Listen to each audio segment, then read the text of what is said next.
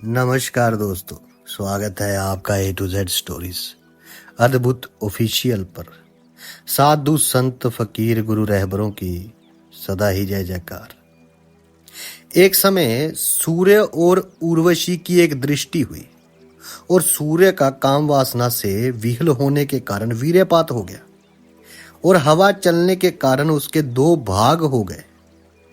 प्रथम भाग लोमश ऋषि के आश्रम आकर घड़े में गिरकर अगस्त ऋषि का निर्माण हुआ और दूसरा भाग कोलिक मुनि के आश्रम में गिरा। जब वे भिक्षा पात्र लिए भिक्षा मांगने के लिए दरवाजा बंद कर रहे थे, तब मुनि को पता चला ये सूर्य का वीर्य है। तब उन्होंने जाना कि अब से 3000 वर्ष के बाद धर्मीन नारायण इस पात्र में संचार करेंगे, इसलिए इस पात्र को संभाल कर रखना मेरा कर्तव्य है।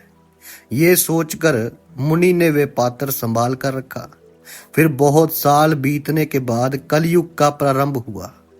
उसके काफी समय पश्चात उस मुनि ने अपना भिक्षा पात्र मद्राचल की गुफा में संभाल कर रख दिया। काफी समय पश्चात द्वारकावासी धृमिण नारायण का उस पात्र में संचार हुआ और गर्भ बढ़ते बढ़ते 9 महीने का हो गया।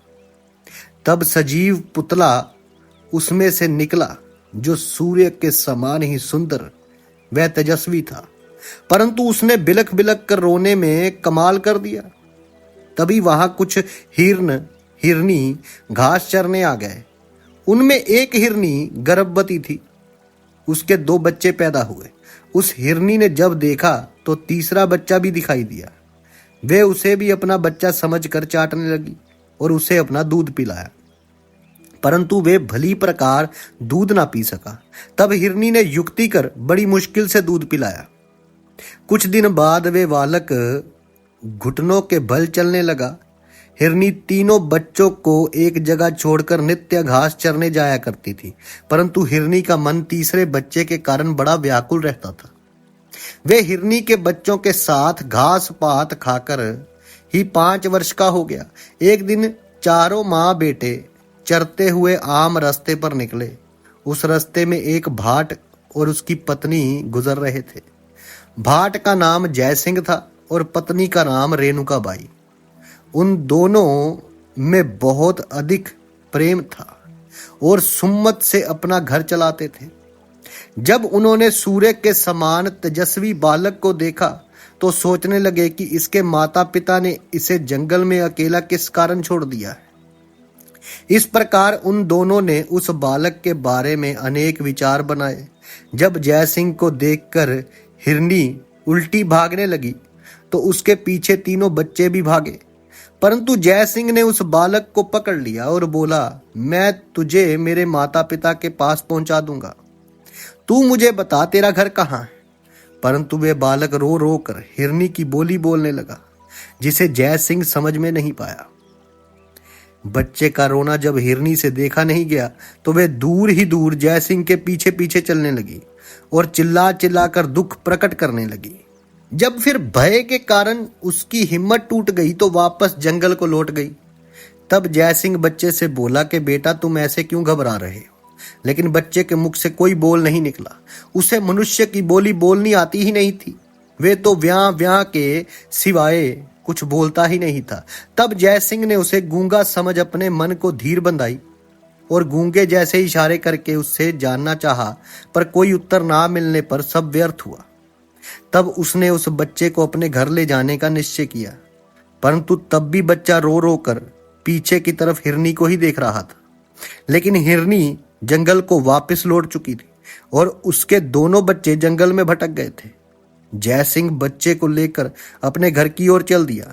रास्ते में रात हो जाने के कारण एक पटरानी नामक गांव में ठहरना पड़ा। बच्चे को उसने रेणुका बाई के सुपुर्द कर दिया। धीरे धीरे वे बच्चा रेणुका बाई से घुल मिल गया और हिरनी को भूल गया। वे बच्चा धीरे धीरे मनुष्यों की तरह खाना पीना, हंसना बोलना, चरना फिरना सब सीख गया। जय सिंह और रेणुका बाई उस बालक को लेकर घूमते फिरते काशी जी पा पहुंचे। वहां पहुंचकर भागीरथी गंगा में स्नान किया और विश्वनाथ जी के दर्शन किए। तभी शिव मूर्ति में से वाणी निकली, आओ भर्तृ, अब अवतार लेकर प्रकट हो गए, बड़ा अच्छा किया। शिवजी महाराज के ये शब्द जय सिंह ने भी सुने और समझ गए कि ये बालक अवश्य ही कोई अवतारी है। अपने शुभ कर्मों के कारण ही हमने इसे जंगल में पाया है। अपने शिविर में पहुंचकर जय सिंह ने यह समाचार अपनी पत्नी को सुनाया और बेटे का नाम भर्तृ रख दिया। दोनों पति पत्नी बेटे के समान ही उसका लालन पालन करने लगे। वे सोचने लगे कि हमारे संतान ना होने के कारण भगवान जी ने हमें ये लाल दिया है। अपने प्रति भर्तृ का प्रेम देखकर उन्हें बहुत खुशी हुई। भर्तृ भी अपने माता पिता की सेवा कर उनकी मर्जी पर चलते थे, परंतु जय सिंह और रेणुका बाई को यह समझ में नहीं आता था कि ये बालक अपने माता पिता से दूर होकर जंगल में कैसे भटक गए। बड़ा हो जाने पर क्या ये हमें छोड़कर अपने असली माता पिता के पास चले जाएगा? तब इसी शंका के कारण वे काशी जी में ही भिक्षा मांगकर अपनी दिनचर्या पूरी करने लगे। भर्तृ जी की किस्मत में राजयोग था। वे अपने सारे साथियों को इकट्ठा करके खुद राजा बनते और राजाओं की तरह ही दरबार में रोब के साथ रहते। जैसे हो संगति वैसी उपजे बुद्धि वाली कहावत प्रसिद्ध है।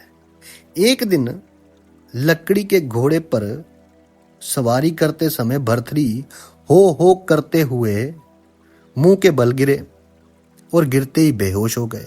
वे आंखें नटेर गए।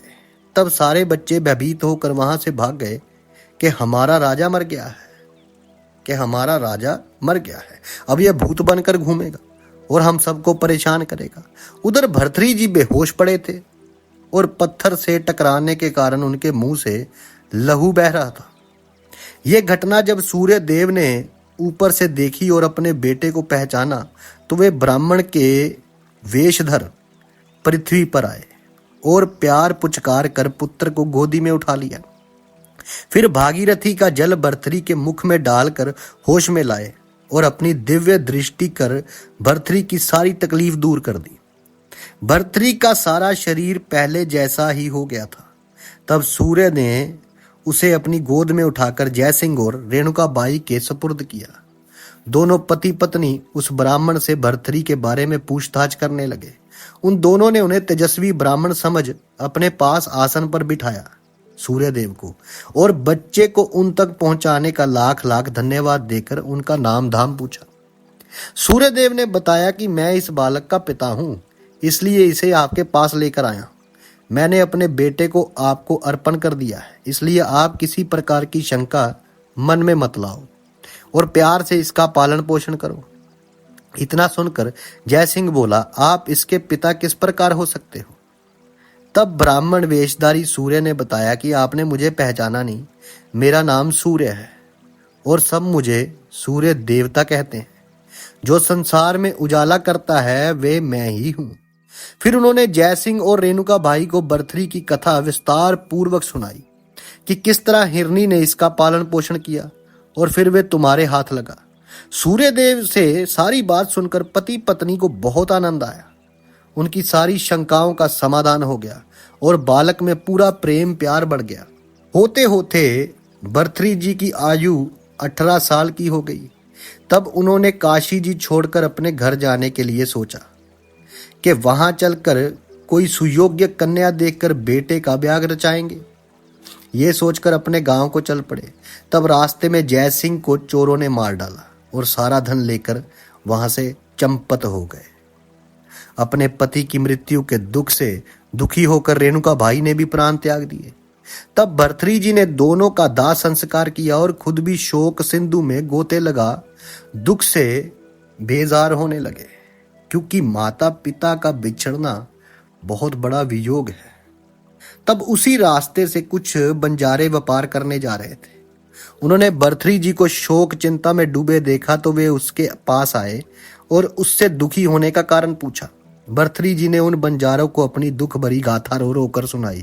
तब बंजारों ने भर्तृ जी को दिलासा देते हुए कहा, अब रोना धोना व्यर्थ है, तुम हमारे साथ चलो, हम तुम्हें खाना कपड़ा देंगे और तुम हमारा छोटा मोटा काम कर लिया करना। भर्तृ जी राजी हो गए। और राजी होकर बंजारों के साथ चल दिए और कुछ दिन के बाद अपना दुख भूल गए। वे बंजारे अवंती नगरी आ निकले। तब फिर भर्तृहरि जी जो थे वो अवंती नगरी के निकट बंजारों के साथ एक गांव में आकर ठहर गए। अब आगे क्या हुआ वो आपसे अगली वीडियो में साझा करेंगे। तब तक के लिए आप सबका धन्यवाद। आप सबके भीतर बसे उस परमात्मा को मेरा प्रणाम। साधु संत फकीर गुरु रहबरों की सदा ही जय जयकार।